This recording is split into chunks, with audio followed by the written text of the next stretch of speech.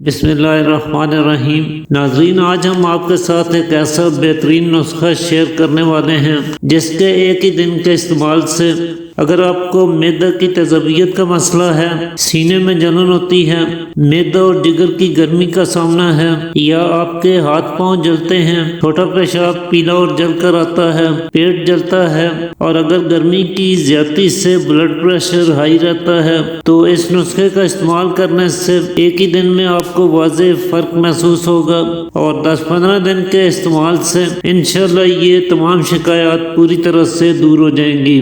بالکل سادہ سی اور سستی سی گھریلو چیزیں ہیں جن کے ذریعے آپ یہ نسخہ بنا کر اس سے فائدہ اٹھا سکتے ہیں، لیکن اس کے استعمال کے ساتھ آپ کو تھوڑا سا پرہیز ضرور کرنا پڑے گا، اور جتنی بھی گرم اور تیز مرچ مسالے دار تلی ہوئی چیزیں ہیں جیسے کہ گوشت، انڈے، مچھلی، چکن اور بینگن وغیرہ، ان کا استعمال کم سے کم کریں۔ تازہ پھلوں اور سبزیوں کو اپنی ڈائٹ میں شامل کریں، مثلا کدو، شلجم، ٹینڈے، توری، کھیرا، گاجر، مولی وغیرہ، ان کا استعمال زیادہ کریں۔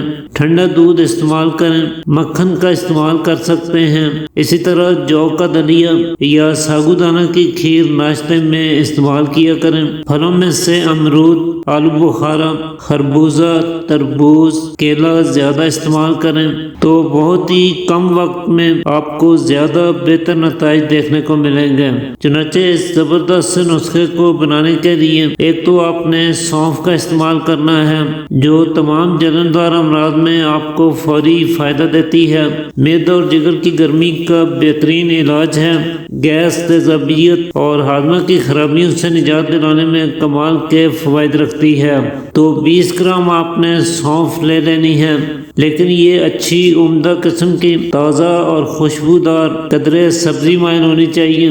اگر سونف زیادہ پرانی سیاہی مائل ہے اور اس کی خوشبو بھی زائل ہو چکی ہے تو ایسی سونف کا استعمال نہ کریں۔